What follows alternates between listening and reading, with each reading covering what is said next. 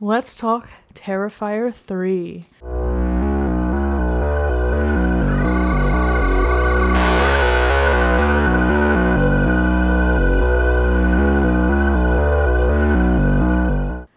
Perhaps one of the more inspiring underdog stories, Art the Clown has taken the world by storm.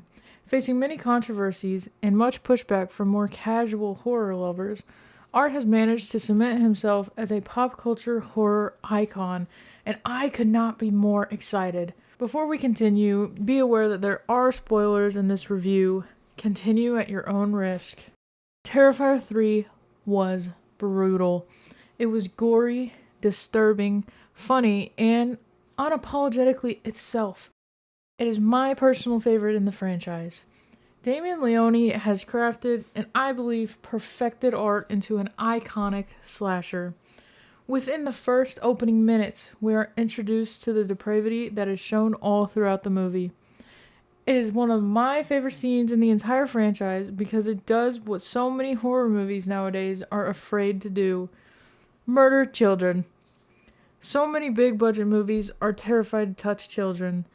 There are some exceptions, of course, with It in 2017, Freddy Krueger being a literal pedophile, and The Black Phone, as well as many others.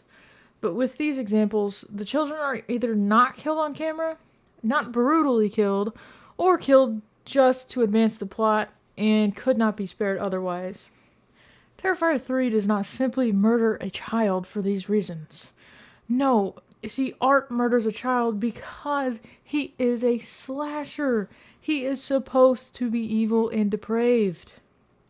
Any controversy for this scene just blows my mind because why wouldn't he kill a child? I mean, we have seen him do some pretty despicable things.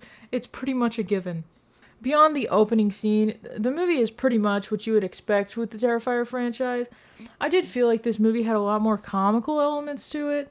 It really kind of alternated between gory kill scenes and then switched back to Art being a comedian, which I did really enjoy. Sometimes I felt like it was maybe a bit much. However, perhaps the greatest thing about this franchise is Art's personality. I mean, every great horror franchise has to have a great horror villain, and Art is as fantastic as he could be.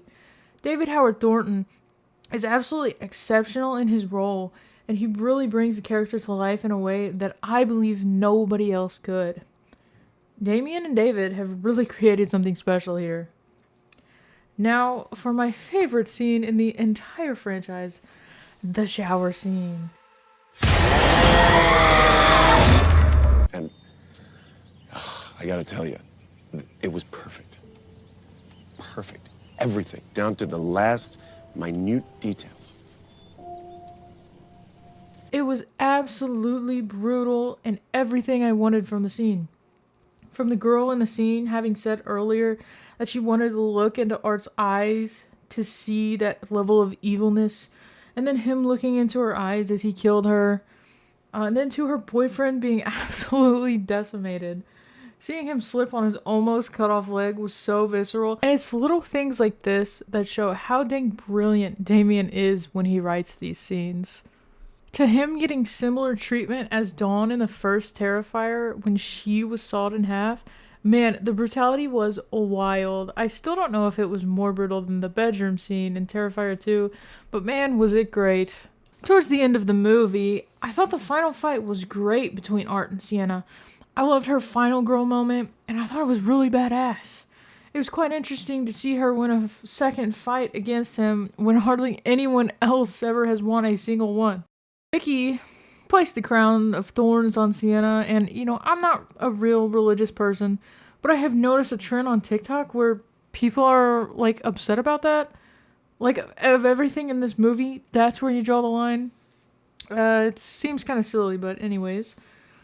Probably the one thing that I disliked about the movie was the off-screen death of Jonathan.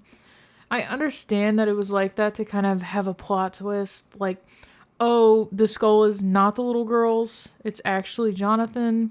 But for a character like him, who was just so loved and liked in the second one, I just feel like he at least deserved an on screen death, you know? I hate that he was just kind of wrote off just like that.